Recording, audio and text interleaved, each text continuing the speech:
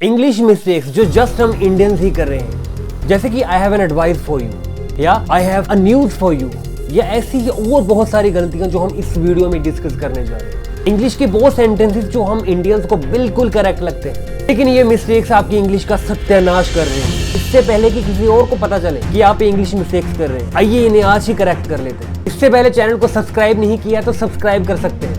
पहली गलती, आई have an advice for you. अब आप कहेंगे कि यार ये बिल्कुल करेक्ट सेंटेंस है, क्योंकि आई have an advice for you इसका मीनिंग ये है कि मेरे पास आपके लिए एक एडवाइस है। इसे और कैसे ट्रांसलेट कर सकते हैं, बट नहीं। इंग्लिश में कई वर्ड्स होते हैं जिसे हम काउंट नहीं कर सकते, जैसे कि हिंदी में हम दूध को काउंट कर सकते हैं क्या?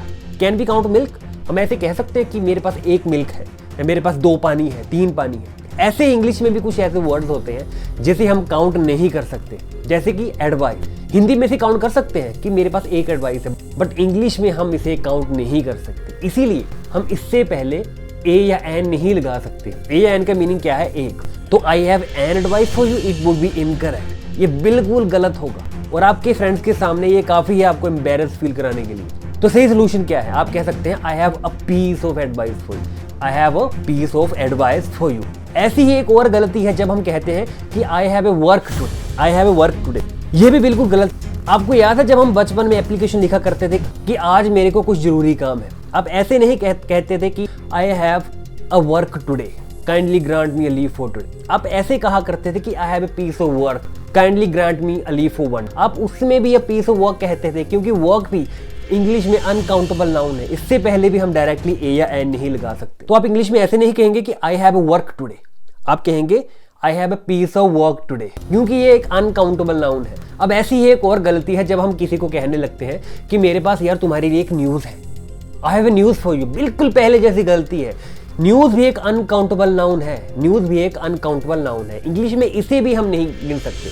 हम हिंदी में बेशक कह सकते हैं कि मेरे पास आपके लिए एक खबर है, बट इंग्लिश में we can't say we have a news for you या I have a news for you. आप कह सकते हैं I have some news for you, या इसमें भी आप कह सकते हैं कि I have a piece of news for you. He gave me a news, no, he gave me a piece of news. अब नेक्स्ट गलती, जब हम कहते हैं कि वो मैथ्स में काफी अच्छा है यार, इंग्लिश में क्या ट्रांसलेट करेंगे? ही is good in maths. English में हम ऐसे ही लिटरली ट्रांसलेट नहीं कर सकते कि he is good in maths. English में गुड के साथ हमेशा एट की प्रेपोजिशन लगती है, तो हम कहेंगे कि he is good at math, not he is good in math. या ऐसे कह सकते हैं कि he is good in painting. Is it correct? No, he is good at painting, he is not good in painting, he is good at painting। अब अगली गलती हम तब करते हैं जब हम किसी को बताते हैं कि मैं सुबह इतनी बजे उठा, I woke up at 7 AM in the morning। सबसे पहले AM अपने आप में बताने के लिए काफी है कि आप AM का मीनिंग क्या है, कि सुबह, कि आप सुबह ही उठे होंगे। और उसके बाद आप क्या करते हैं कि इन द मॉर्निंग फिर लगा देते हैं। AM और इन द मॉर्निंग दोनों इकट्ठे लगाने की कोई जरूरत नहीं है। This is redundant, this is useless. तो अगली बार अगर आपको किसी कहना है कि मैं सुबह 7 बजे उठा, तो सीधा कहिए कि I woke up at 7 AM, या सीधा कह सकते हैं कि I woke up at 7 in the morning, I woke up at 7 in the morning। Don't say I woke up at 7 AM in the morning। आप ऐसे भी नहीं कह सकते, इवनिंग के लिए भी आप नहीं कह सकते कि I will do it at 7 PM in the evening, या I will do it at 9 PM at night। ये भी गलत है। अब अगली गलती हम तब करते हैं जब हम किसी को कहते हैं कि यार ये मैं तुम्हें एक्सप्लेन कर दूंगा। अब इंग्लिश में ट्रांसलेट कैसे करते हैं कि I will explain you, I will explain you, which is incorrect। अगर आपको कहना ही है तो आप ऐसे कह सकते हैं कि I will explain it to you। explain के बाद सीधा वो व्यक्ति नहीं आता, उसका जिक्र नहीं आता जिसे हम वो बात बताने वाले हैं, जैसे कि I will explain you, that would be incorrect। और ये छोटी छोटी मिस्टेक्स ऐसी है जो हमें जिंदगी भर कोई नहीं बताता। नेक्स्ट गलती है जब हम किसी की शादी में जा रहे हैं, today is his marriage, today is his marriage, या I am going to his marriage. This is absolutely incorrect. अब आप ये कह सकते हैं कि यार इसमें गलती क्या है, उसकी मैरिज है तो I am going to his marriage. Marriage और वेडिंग में बहुत ज्यादा फर्क है। मैरिज क्या होता है? एक बॉन्ड होता है जो कपल शेयर करता है। मैरिज होता है शादीशुदा जीवन, जबकि वेडिंग होता है शादी का समारोह। वेडिंग क्या होता है? वो फंक्शन जब कोई अपनी मैरिज को शुरू करने जा रहा है। This is an occasion which marks the start of someone's marriage.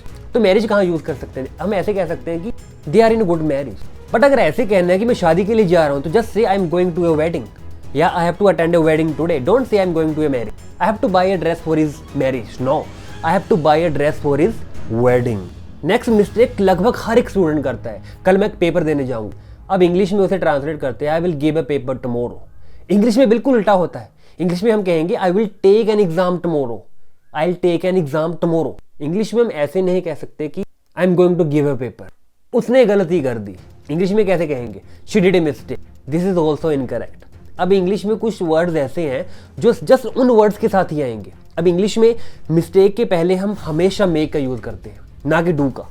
तो अगर हम ऐसे कहेंगे कि शी डिड ए मिस्टेक या she is doing a mistake, this is incorrect. English में कैसे कहेंगे, मेक का यूज करके, शी मेड ए मिस्टेक या she is making a mistake. अब कल मैं अपने एक फ्रेंड से मिला, I met with my friend yesterday या I met with the friend yesterday, this is also incorrect. अब ये वो चीज़ें हैं यार जो हमें अपने आसपास से ही मिली है, इन्हें फाइंड आउट करने की कोशिश नहीं की या एक्सप्लोर नहीं किया कि क्या हम सही बोल रहे हैं। मीट के साथ आप इस कंडीशन के लिए, स्टेट के लिए विद नहीं लगा सकते।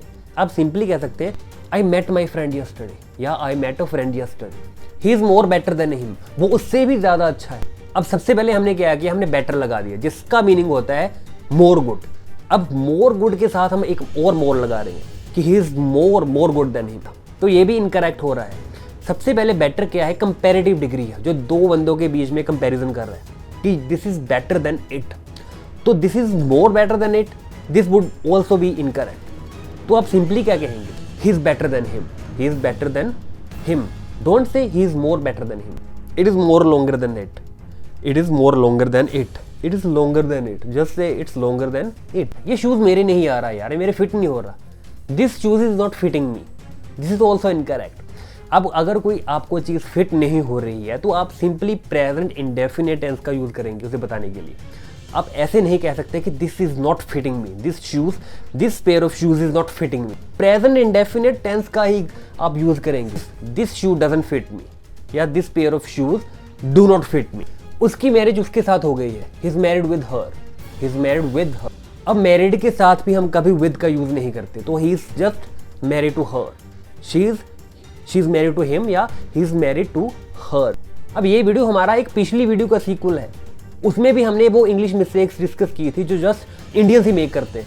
इस वीडियो के बाद आप उस वीडियो को देखना ना भूलें, क्योंकि उसमें हमने बहुत सारी मिस्टेक्स बताई है जो जस्ट इंडियंस ही करते हैं, और इन दो वीडियोस को देखने के बाद आप बहुत सारी मिस्टेक्स करेक्ट कर लेंगे। वीडियो अच्छी लगी तो लाइक कर देना। कौन सी मिस्टेक्स थी जो आप हमेशा से कर रहे हैं उसे भी कमेंट बॉक्स में डाल सकते हैं। अगर कुछ पूछना है, क्वेरी है, तो वो भी आप कमेंट बॉक्स में पूछ सकते हैं। इस वीडियो को प्यार देने के लिए शेयर कर सकते हैं। Thanks for watching the video and subscribe to the channel if you have not done yet.